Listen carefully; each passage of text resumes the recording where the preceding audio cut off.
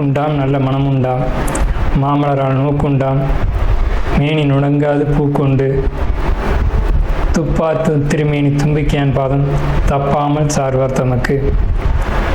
இந்த வீடியோவில் நம்ம பார்க்கக்கூடிய விஷயம் அப்படிங்கிறது மே மாதத்துக்கான பலன்கள். இந்த மே மாதம் அப்படிங்கிறது ஆங்கில மாதம். மே மாதம் அப்படிங்கிறது சித்திரையினுடைய 18ஆம் தேதியிலிருந்து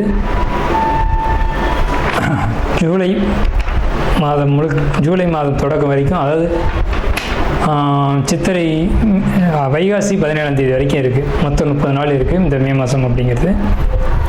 இந்த 30 நாளுக்குமான பலன்கள் அப்படிங்கிறது என்ன, 12 ராசிக்கும் அப்படிங்கிறத நம்ம பார்க்குறோம். முதல்ல இந்த சித்திரையினுடைய விசேஷங்கள் என்ன அப்படிங்கிறத பார்ப்போம்.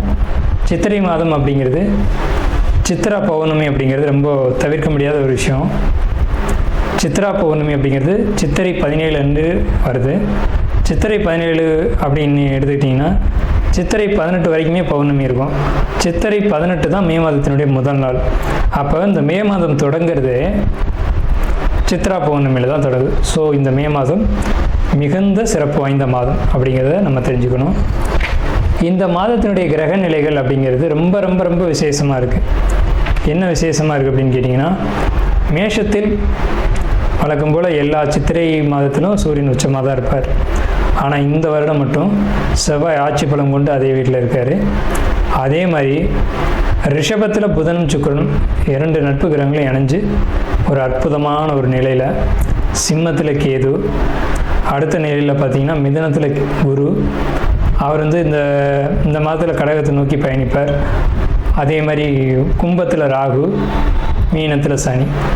இந்த மாதிரியான விசேஷம் கொண்ட ஒரு கிரக அமைப்புகள் இந்த மே மாதத்தில் அமைஞ்சிருக்குது அப்படிங்கிறது 12 ராசிக்குமே ரொம்ப ரொம்ப ரொம்ப சிறப்பான பலன்களை கொடுக்க இருக்குது.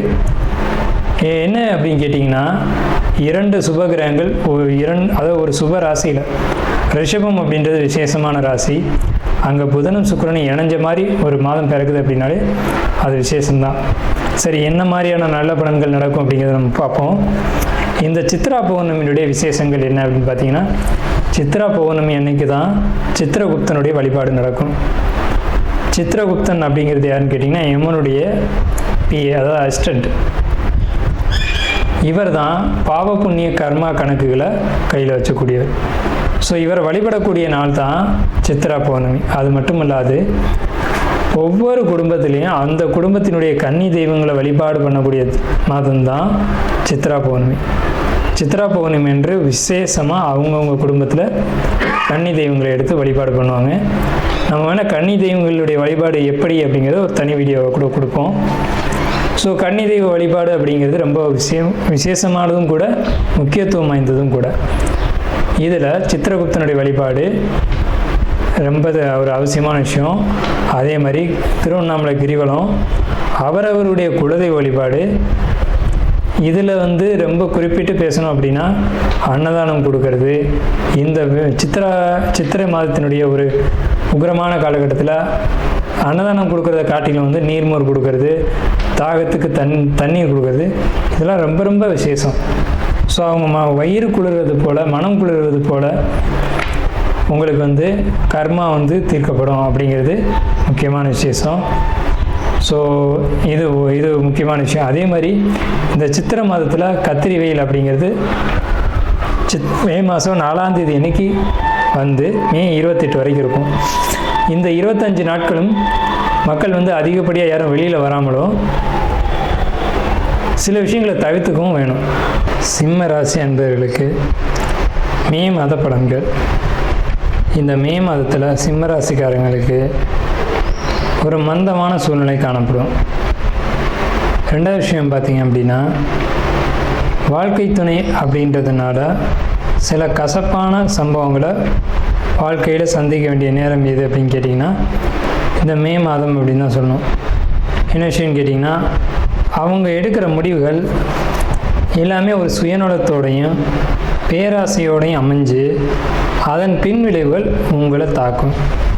அது எல்லாமே வாழ்க்கை துணை தான் நமக்கு ஒரு வழிகாட்டியாக நம்ம கூட வர்றாங்க. ஆனால் அவங்க சொல்லக்கூடிய விஷயங்கள் சரியா தவறா, அதன்படி நடக்கலாமா அப்படிங்கிறலாம் ஒரு முறைக்கு 2 முறை சிந்தித்து நம்ம செயல்படணும். வருமானம் பொருளாதாரம் பொறுத்த வரைக்கும் உங்களுக்கு சிறப்பு தான். அதில் எந்த ஒரு குறைபாடுகளும் வரவே வராது. வருமானம் பொருளாதாரம் நிறைவாக இருக்கும். சொல்லப்போனால் அதிகமான வருமானங்கள் பொருளாதாரங்கள் இருக்கும். முதலீடுகள் பொறுத்த வரைக்கும் வெற்றியை தான் கொடுக்கும். முதலீடுகளில் குறிப்பிட்டு சொல்லணும் அப்படின்னம்னா சிறிய வியாபாரம் பண்ணக்கூடியவங்க அல்லது தொழில் பண்ணக்கூடியவங்க, எந்த ஒரு தொழிலாக இருந்தாலும் தொழில் பண்ணக்கூடியவங்களை பொறுத்த வரைக்கும் தொழில்கள் அமோகமாக இருக்கும். தொழில் மூலமாக லாபங்கள் அதிகரிக்கும். லாபங்கள் அதிகரித்தது மூலமாக சேமிப்பு அதிகரிக்கும். ஆனால் வாழ்க்கை துணையினுடைய ஒரு கருத்து கோட்பாடு மட்டும் உங்களுக்கு தவறான வழிகாட்டுதல் அமையும். ஸோ இது ஒரு விஷயம். அதே மாதிரி தந்தை மகன் உறவு, இது கசப்புகளை அளவுக்கு அதிகமாக ஏற்படுத்தும். தந்தை உடனான உறவு மட்டும் இல்லாமல் வாக்குவாதங்கள், அதே மாதிரி சொத்து தகராறுகள், தந்தைகிட்டேருந்து வர வேண்டிய சொத்துக்கள் வராமல் போகிறது, அதில் ஏதேனும் வம்பு வழக்குகள் வர்றது, இந்த மாதிரியான சூழல்கள் உங்களுக்கு காணப்படும். அதே மாதிரி உங்களுடைய குழந்தைகள் வழியில் பார்க்கும்போது, குழந்தைகள் வழியிலையாக இருக்கட்டும் அல்லது உங்களுடைய படிப்புகளாக இருக்கட்டும் அல்லது உங்களுடைய குழந்தைகள் வெளியூர் வெளிநாடு அல்லது வெளி இடங்களில் போய் படிக்கக்கூடிய சூழ்நிலைகள், சமுதாயத்தில் உங்களுக்கான அந்தஸ்து மதிப்பு மரியாதை கூடக்கூடிய ஒரு அமைப்பு அப்படிங்கிறதுலாம் ரொம்ப சிறப்பாக இருக்கும். உங்களுக்கு பயணங்கள் நிச்சயமாக உண்டு. பயணங்கள் பொறுத்த வரைக்கும் என்ன பயணங்கள்னு கேட்டிங்கன்னா, வெளியூர் வெளிநாடு பயணங்கள், அதே மாதிரி கல்ஃப் கண்ட்ரி குறிப்பாக அந்த மாதிரி போகக்கூடிய அமைப்புகள் நிச்சயமாக இருக்குது.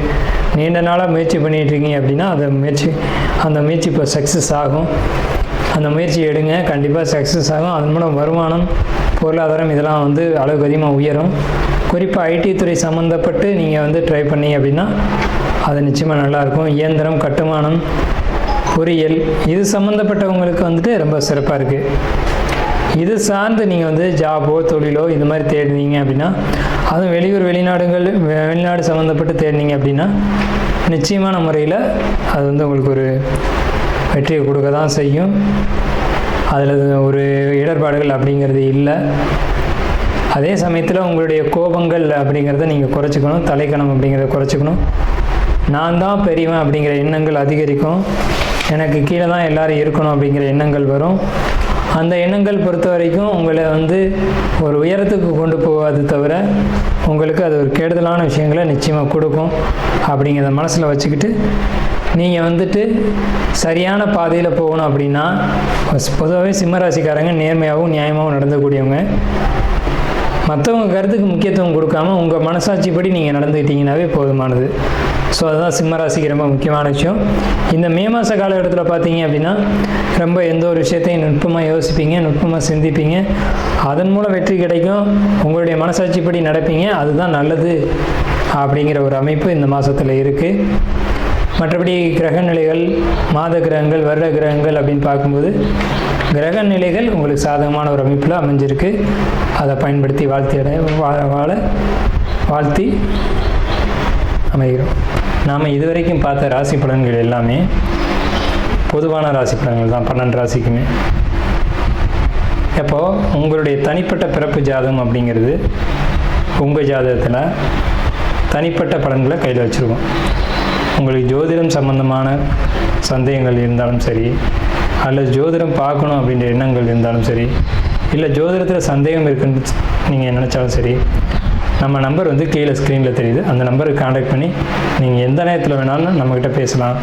இல்லை ஜாதகம் பார்க்கணும் அப்படின்னாலும் நீங்கள் அப்பாயின்மெண்ட் வாங்கிட்டு எப்போ வேணாலும் நம்மளை காண்டாக்ட் பண்ணி ஜாதகம் பார்த்துக்கலாம். நன்றியும் வாழ்த்துக்களும். வாழ்க வளமுடன்.